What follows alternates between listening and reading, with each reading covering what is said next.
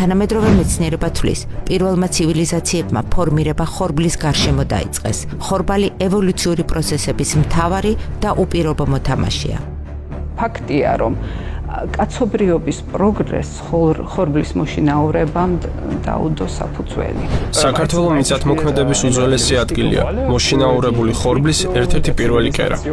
ვლადიმერ მენარდისგან ვიცოდი, ქართული ხორბას ისეთი ჯიში და ჯილაგი აქვს, 1000-დან 2 მაინც გადარჩებაო და ზუსტად ისე მოხდა. პური არის მთავარი ჭამადი და ყოველ დანარჩენი ყველაფერი შეჭამადი. 8000 წლის წინ მარნეულის ველებზე, სწორედ ამ ადგილებში ჩნდება პირველი ორგანიზებული დასახლებები.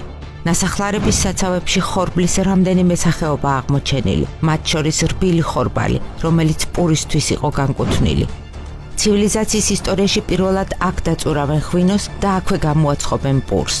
და ამ ორ უმთავრეს პროდუქტს მიანიჭებენ განსაკუთრებულ სოციალურ სტატუსს.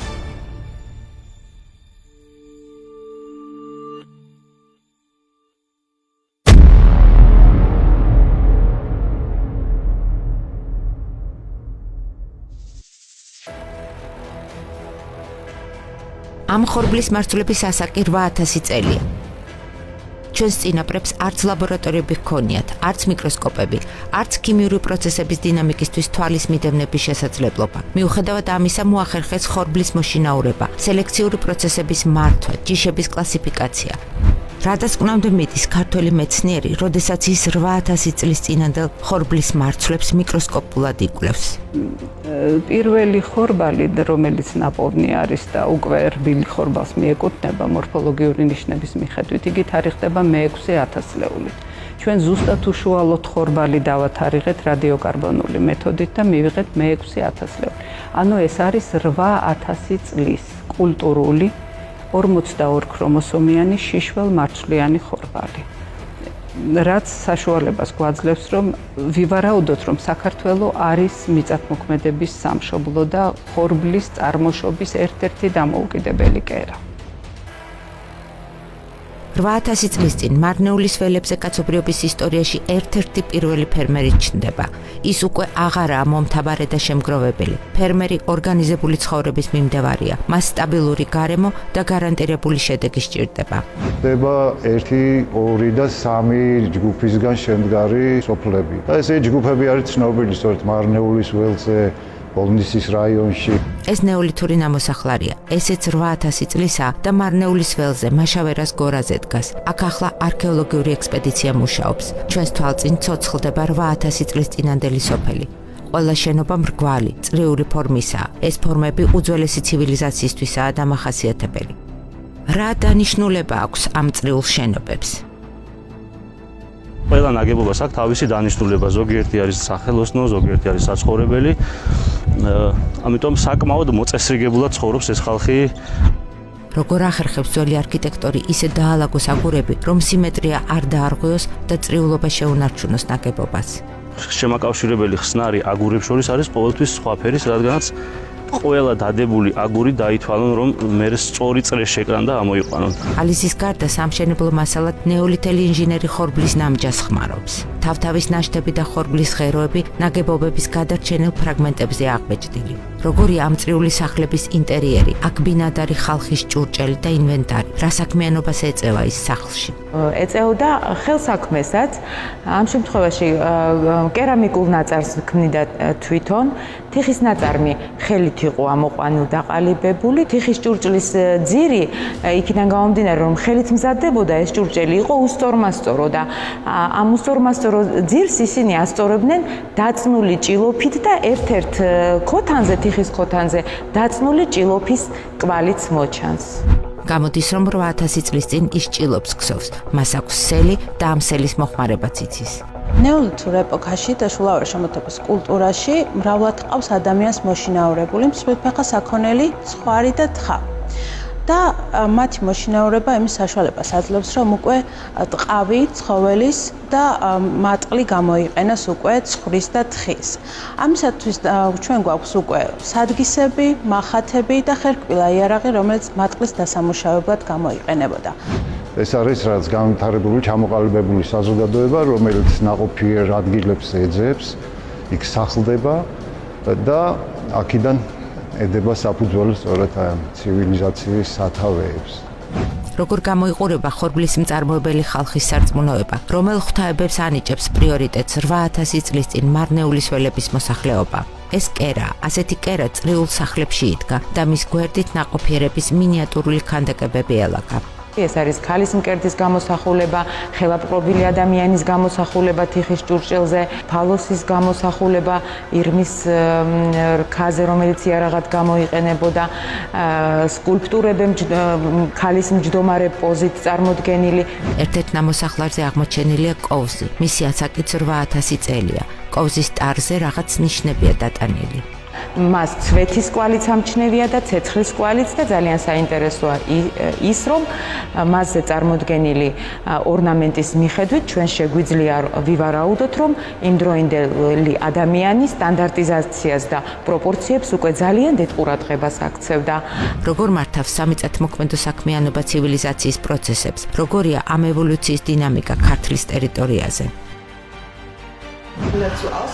სამიწათმოქმედო საქმიანობა ეს რთული პროცესია. ამ პროცესების მართვა უძველეს საქართველოში თანმიმდევრულად მიმდინარეობს. ყველა ეტაპს თავისი შრომის იერარქი სჭირდება. ვითარდება აზროვნება, იქმნება პირველი მანქანები. ეს არტეფაქტი უძველესი ხელსაფქვავია.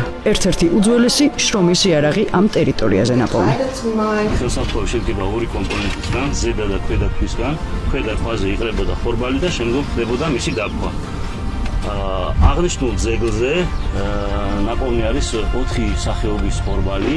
გერმანელი არქეოლოგი რენე კუნცე, რომელიც საქართველოს ტერიტორიებზე უძველეს ნამოსახლარებზე აღმოჩენილი ლითონის არტეფაქტების დათარიღებაზე და მათ ქიმიურ ანალიზებზე მუშაობს, საქართველოში მიმდინარე სამიწათმოქმედო ცივილიზაციის უძველეს პროცესებს საინტერესო კონტექსტით ხსნის. ხორბალი და მასთან ერთად მიწათმოქმედება ცივილიზაციის მამოძრავებელია. ხორბლის გარშემო შენდება ძველი ცივილიზაციები, მათ შორის ქართული ცივილიზაციაც. მიწათმოქმედებას გადაჰყავს ახალ ეტაპზე კაცობრიობა, ეს უკვე მეტალურგიაა. აი ნახე, ავსტრალიელი აბორიგენები ისინი ქვის ეპოქაში ცხოვრობენ დღემდე. რატომ? პასუხი მარტივია, მათ არ აქვთ ხორბალი. ისინი მიწათმოქმედებას არ იცნობენ.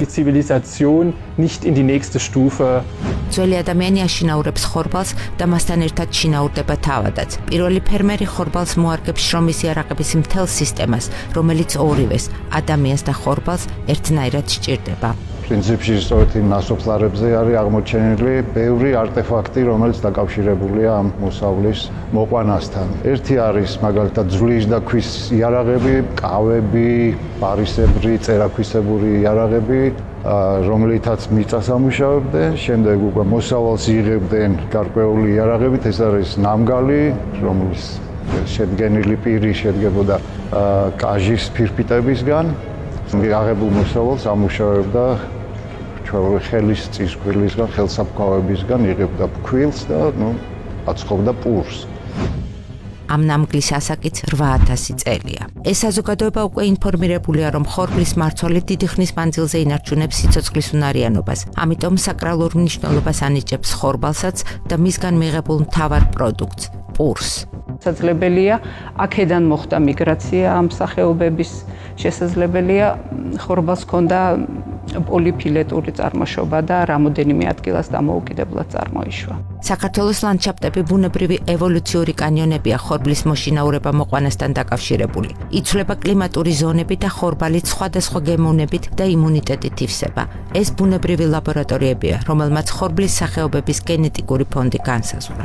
სოფლიოში არსებული ხორბლის მრავალი სახეობიდან დაახლოებით 28 სახეობიდან 21 საქართველოშია გავრცელებული და აქედან 5 არის ენდემური მცენარე. ესენია ხორბალი მახა, ზანდური, პალეოკოლხიკუმი, ანუ ძველი კოლხური ასლი, ხორბალი დიკა და ჟუკოვსკის ხორბალი. ქართული ხორბლის ზანდურის ერთ-ერთ სახეობას დიდი სელექციონერის პეტრე ჟუკოვსკის სახელი ქართველებმა დაარქვეს. საქართველოს ხორბლები გამოირჩევიან სხვადასხვა მავნებელთან და დაავადებათა წინამდე გამძლეობით. ხორბლის და ადამიანის შეხვედრამ განსაზღვრა მსოფლიო კომუნიკაციები, სავაჭრო ურთიერთობები, პირველი საინჟინრო კონსტრუქციების გამოგონებაც კი. მიწათმოქმედი ადამიანი უკვე ინტელექტუალია. ის ხვდება, რომ საჭიროა გააფართოვოს მეურნეობა. უფრო დიდი ფართობები დაამუშავოს ხორბლისთვის და ამიტომ მას რაღაც ახალი და უფრო მოსახერხებელი სჭირდება, ვიდრე ეს მიწის დასამუშავებელი პრიმიტიული იარაღებია. ის ქმნის გუთანს და ეს ტექნოლოგიური რევოლუციაა. ცივილიზაციამ დაიწყო მოგზაურობა. პური მოერგო ყველა კულტურას. პურზე და მასში შემავალ ბეჭდგუფის ვიტამინებზე დამოკიდებული აღმოჩნდა ისიც, როგორ გამოვიყურებით დღეს ჩვენ. ეს პურია, მისი ასაკი 4300 წელია. ის აქამდე აღმოჩენილი პირველი ფორმაში გამომცხარი პურია დედამიწაზე. არტეფაქტი წლების წინ აღმოაჩინეს. დიდხანს ის ხის ნაფოტი ეგონათ. პალინოლოგიურმა კვლევამ მოულოდნელი შედეგი დააფიქსირა. ჯერცეთი ვნახეთ ეგრევე ხორბლის მტვრის მარცვლები. გარდა ამისა, უამრავი სახამებელი, რომელიც ფქვილშია და ფქვილისგან ხდება და ასევე ძალიან საინტერესო იყო, რომ ვნახეთ სვიას მტვრის მარცვლები. მის ნაყოფს და თესლებს ამისათვის როგორც საფუარს იყენებდნენ და მე უნდა გითხრათ, რომ დღესაც სოფლებში, ბევრ სოფელში, როცა რომ უნდათ რომ ეკოლოგიურად ცოფთა იყოს პროდუქტი და არ იყოს არანაირი არც სოკო და არაფერი, სწორედ რომ სვიას ხმარობენ. ავი სამარხში მეორე საგანიც იდო. ეს სალის ქვას მიამსკავსეს. მიკროსკოპულმა ანალიზმა დაადასტურა, ეს კარგად შენახული ტკბილი ორცხობილა იყო. ის ქვა სალეში ასევე აღმოჩნდა ხორბლის მტვრის მარცვლები, უამრავი სახამებელი, კიდე აღმოჩნდა თაფლის ნაშთი, ესე იგი რაღაცა ტკბილი იყო, ხო? ესე იგი ორცხობილა იყო და კიდე თხილი იყო, პიტნა იყო. ესე იგი, ნუ გემოქონდათ, ხო? არა მარტო ტკბილი იყო, თხილით გაუკეთეს ამ ნამცხვარს და პიტნის გემოც მისცეს. 8000 წლის წინ ხორბლის ყანებში ადამიანი ისეთ მცენარეებს տեսავს, რომელიც ხორბლისგან გამომცხარ პურს ბუნებრივ საფუარად გამოადგება. ერთი ასეთია მინდვრის სარეველა ბალახი, მახობელა. მახობელს ქონდა ისეთი თვისება, რომელიც იცავდა ხორბალს დაობებისგან. უფრო რბილი იყო მახობელიანი პური, მოლურჯოფერი ქონდა მართალია, მაგრამ რბილი პური გამოდიოდა და ერთი კვირის მანძილზე არ ობდებოდა. ეს არის ბუნებრივი კონსერვანტი. ძველი წელთაღრიცხვის მე-4000 წლებში კავთისხევის გათხრების დროს დერგში მარცვლეულთან ერთად ზუსტად ეს მახობელი ვიპოვეთ. გრაკლიან გორაზე თბილისიდან 40 კილომეტრში ქრისტემდე მე-10 საუკუნის სატაძრო კომპლექსი დგას. რამდენიმე წლის წინ კომპლექსი მსოფლიო ყურადღების ცენტრში აქ აღმოჩენილი დამწერლობის ნიმუშების გამო აღმოჩნდა. საზოგადოება, რომელიც ამ ტაძრის გარშემო ცხოვრობს და აქ გაბატონებულ რელიგიურ კულტს ემსახურება, ხორბალს და პურს სარიტუალ მსახურებაში იყენებს. მთავარ საკურთხეველზე ხორბლის მარცვლებს ალაგებდნენ. ცენტრალური საკურთხევლის წინ რამდენიმე ღუმელია. პალინოლოგიური კვლევებით დასტურდება, რომ ამ ღუმელებში ცხოვრობდა პური. ეს დამწერლობის ნიშანთა ის სისტემაა, რომელიც გრაკლიან გორაზე მდგარ სტელას ამკობს. ეს ნიშნები ერთ გობზეც ფიქსირდება. რა დანიშნულებისაა ეს გობი? ან რა ნიშანთა სისტემაა ზედამოკაწრული? 3000 წლის წინ, როდესაც საქართველოსებრივი ინტელექტუალური მოვლენა ხდება და დამწერლობის გამოყენება იწყება, ადგილობრივ მოსახლეობას ჰქონდა თავისი საკუთარი წონის ერთეული, რომელიც ტოლი იყო 363 გრამის. ამას რატო ქონდა მნიშვნელობა და რითი დასტურდება? პირველ რიგში დასტურდება ამ საწონებით, რომლებიც ყველა არის 363 გრამის ჯერადი. და მეორეც თავარი და მნიშვნელოვანი ის გახლავთ, რომ ისეთი მნიშვნელოვანი პროდუქტი, როგორც ხორბალი იყო, რომელიც აუცილებლად გაცვლის საგანი იყო და ეს ძალიან კარგად დასტურდება, ის იწონებოდა ყველაფერი გრამებში და ისე ხდებოდა მისი გაცვლა და ამისი საუკეთესო დასტური არის აი ეს მოწყობილობა, შეიძლება დავარქვათ ეს ქვის ჯამი, რომელსაც აქ წარწერა, იგივე ასოებით გაკეთებული, აი აქ იგივე ასოებით გაკეთებული წარწერა, როგორც გვაქვს ჩვენს ცენტრალურ საკურთხეველზე. ეს ჯამი გამოყენებული იყო როგორც წონის ერთეული, ორჯერ 363 გრამის რაოდენობის ხორბლის ასაწონად. და ეს ძალიან მარტივად დასტურდება, თუ ამაში ჩავყრით 363 გრამს ორჯერ, ზუსტად პარავს აი ამ ზედაპირს. კახეთში, სადაც თონეებში დედას პურები ცხობა, დღემდე ერთი უცნაური პირობაა დაცული. ცომის გუნდას წონა 360 გრამი უნდა იყოს. რა ტრადიციის ნაწილია ეს ცოდნა, არავინ იცის. ქართველებს ერთი საინტერესო ჩვევა გვაქვს. პურის უყუღმა დადება არ შეიძლება. ამ ჩვევას, რომელიც საუკუნეებია უკვე ტრადიციად გვექცა, თავისი საინტერესო ისტორია აქვს. ხშირად ვაწყდებით პარადოქსს. ტრადიცია დარჩენილია, შინაარსი არავინ იცის. ეს საგნები პურის საბეჭდავებია. ისინი საკრალურ ნიშნებს წარმოადგენენ. ცომის გუნდას ამ ნიშნებს დაადებდნენ და ისე აცხობდნენ პურს. საკრალური ორნამენტის ამოტრიალება იკრძალებოდა, ამიტომ იკრძალებოდა პურის უკუღმა დადებაც. პური აღარ იბეჭდება ორნამენტით, თუმცა სვანეთში აღმოვაჩინეთ ქალი, რომელიც სვანურ სარიტუალო პურს, ლემზირს, დღემდე საღვთო ნიშნებით ბეჭდავს. ლუიზა გურჩიანი ყოველ დღესასწაულზე აცხობს ლემზირებს. ლემზირის ცომის გუნდა ერთი მიმართულებით ტრიალებს მცხობელის ხელში. ესეც რიტუალის ნაწილია. როდიდან ჩდება ქართულ მეტყველებაში ლემზირი, ან რას ნიშნავს ის? მანამ სანამ მზეს მზე დაერქმეოდა და მთვარეს მთვარე, ამ ორ მანათობას ქართველები ეძახდნენ მზირს. სწორედ ეს სიტყვა დევს ლემზირის ფუძეში. ახლა ლემზირის გუნდაც გააბრტყელებს მცხობელი და მასზე დაგს დაადებს. საბეჭდავებს აქ დაგებსაც ეძახიან. პური დაბეჭდილია. ახლა ის გამოსაცხობად მზადაა. ჩვენი მასპინძელი სვანეთში ირაკლი გურჩიანია. ეს მისი სასტუმრო სახლია, სადაც ჩვენი გადამღები ჯგუფი დაგვაბინავა, როცა შეიტყო, რომ ხორბალზე ფილმს ვიღებდით და იქ სვანური ეპიზოდით შევიდოდა. გურჩიანები სოფელ ეცერიდან არიან. ეცერს სვანეთის ბეღელს ეძახდნენ. აქ სარიტუალო ლემზირებისთვის ხორბალს ცალკე ნაკვეთებზე თესავდნენ. მიწის ეს ნაკვეთები წმინდა ადგილად ითვლება დღემდე. წარმოშობით მე ვარ სვანეთიდან, ეცერიდან. ჩვენ სოფელში ისტორიულად ყოველთვის ხვდებოდა ლემზირები. ეს ლემზირები იყო შესაწირი, ღმერთთა შესაწირი პურები, მაგრამ ეს პურები ხვდებოდა მხოლოდ და მხოლოდ სპეციალურად მისთვის განსაზღვრულ ყანებში. ანუ ეს არ იყო ის პური, რომელსაც ყოველდღიურად იხმარდნენ. სპეციალურად მთელი წელიწადი მოყავდათ ეს ხორბალი, რომლისგანაც მე აკეთებდნენ ამ ლემზირებს. და ასეთი ყანები, ასე ვთქვათ, პატარ-პატარა ყანები, ყველას ჰქონდა, ყველა გვარს ჰქონდა მთელ სვანეთში და ასევე ჰქონდათ ამ გურჩიანებს შემწინაპრებს. გურჩიანებს დღეს აქ ხორბალი აღარ მოჰყავთ, თუმცა სარიტუალო პურის ყანის ადგილას პატარა საყდარი დადგეს. ლემზირებს თავისი წინამძღოლი ჰყავთ. ეს საწინამძღვრო ლემზირია. ახლა საწინამძღვრო ლემზირის ცომი 3 თითით ასწია ქალბატონმა ლუიზამ. ესეც რიტუალის ნაწილია. გვერდები 3-3 ნაჭდევით დანიშნა. ცომის გუნდა თანდათან ასეთ ფორმას იღებს. სწორედ ეს საწინამძღვრო ლემზირი ხდება მე-7 საუკუნის სვანი არქიტექტორისთვის, ტაძრის გეომეტრიული ნახაზის ინსპირაცია. არქიტექტორი ტაძრის სხეულს სარიტუალო პურს ამსგავსებს და ამ პურის ყველა ნიუანს იმეორებს. თანგლის თავარანგელოზის ტაძარი, რომელიც მდებარეობს ლატალის თემში და მიეკუთვნება ლახუშტის სოფელს, გამორჩეული არის თავისი არქიტექტურული სტილით. მიმსგავსებული არის ხალხურ ტრადიციაში არსებული საწინამძღვრო პურის, რომელსაც სვანურად ვეძახით მუჟეღს, აი ამ პურის ფორმის იდენტური. მსგავსი ფორმის ტაძარი სვანეთის რეგიონში არსად არ მეორდება და ეს არის ერთადერთი და განუმეორებელი ამ თავისი სტილით. კიდევ ერთ ჩვევასთან დაგვაკავშირა ტრადიცია. როგორ ვექცევით პურს, როდესაც ის მოსახმარად აღარ გამოდგება. პურის გადაგდება არ შეიძლება, ეს არ არის კარგი საქციელი. თვითონაც შევსრები ვარ ამას, ვინმე გადაგდებული პური ასე მოხუც რომ უნახავს, ის აუღია, უკოცნია და შემოუდია ამაღლებულ ადგილზე. ქართული ხორბლის ეთნიკური ხუთი სახეობა საქართველოს გარეთ სხვაგან არსად გვხვდება. ზანდურს სასელექციო მასალად იყენებენ ბევრ ქვეყანაში. ის დაცულია მსოფლიო სამეცნიერო ლაბორატორიებში. ევროპელი მეცნიერები ხორბლის მომავალს ზანდურში ხედავენ.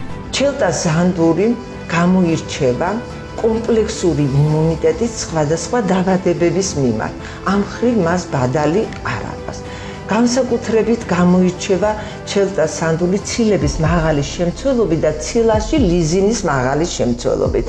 ყველა ცივილიზაციას თავისი პური აქვს. პური იმპერიების აშენების და მათი დაცემის მთავარი მიზეზი ხდება.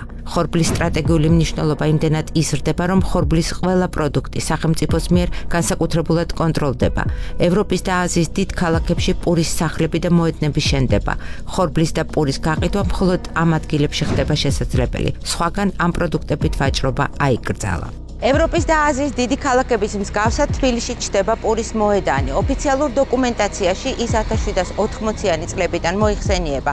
ამ ადგილას და მხოლოდ ამ ადგილას ცხობოდა პური, იყიდებოდა ხორბალი და ფქვილი. ქალაქელებიც და ჩამოსული სტუმრებიც პურის აღივლად აქ მოდიოდნენ. ეს იყო საკმაოდ კოლორიტული უბანი, სადაც იდგა უამრავი თონე და ცხობოდა ცხელი პური. აქვე ახლოს არის მტკვრის სანაპიროები. ამ სანაპიროებზე იდგა უამრავი წყლის წისქვილი, სადაც იფქვებოდა ხორბალი და ფქვილი მოჰქონდათ აქ და ინახავდნენ ფარდულებში. ქართული ხორბლის სახეობების გაქრობის საშიშროება მე-20 საუკუნეში გაჩნდა. საბჭოთა იმპერიამ ენდემური ჯიშების სავარგულებზე ხორბლის მაღალმოსავლიანი ჯიშები დათესა. ქართული ხორბალი სოფლებში და ისიც აქა-იქ შემორჩა. ჭავახეთის შავმიწა ნიადაგები ნაყოფიერი ნიადაგია ძალიან ხორბლისთვის განსაკუთრებით და აქ 5-ვე ენდემური ქართული ჯიში არსებობს. მე მაგალითად პირადად უკვე 50 წელია თესავ დიკას. მოხუცები იყვნენ ხოლმე ახალ ქალაქში პური როცხებოდა და სოფელში სული ვესმოდა. ქართულმა მეცნიერებმა ხორბლის ჯიშების გადარჩენა მაინც მოახერხეს. ქალბატონი ინესა ახლა ბოტანიკური ბაღის იმ პატარა ნაკვეთისკენ მიყვება, სადაც თესავდნენ და ამრავლებდნენ ქართულ ხორბალს. მე-20 საუკუნის 90-იან წლებში, როდესაც მცირე მონაკვეთებზეც ვეღარ მოახერხეს ხორბლის დათესვა, მაშინ ისინი ქოთნებში ჩარგო და ისე გადაარჩინა ინესა მაისაია. ამ ჯიშების გადაშენება და მათი ინტენსიურად არაკულტივირება ძალიან დიდი დანაშაულია. თუ იქნება სახელმწიფო პოლიტიკა, ჭავახეთს ისევ შეუძლია თავისი როლი დაიბრუნოს და ქვეყნის პურით უზრუნველყოფაში ძალიან დიდი როლი შეასრულოს. მიწათმოქმედი ხალხის მეხსიერებას შემორჩა კიდევ ერთი ჩვევა. პური მხოლოდ ხელით უნდა გადატეხო. ამიტომ ჩვენს მეტყველებაში დარჩენილია პური მომიტეხე. ან მოდი პური ერთად გავტეხოთ.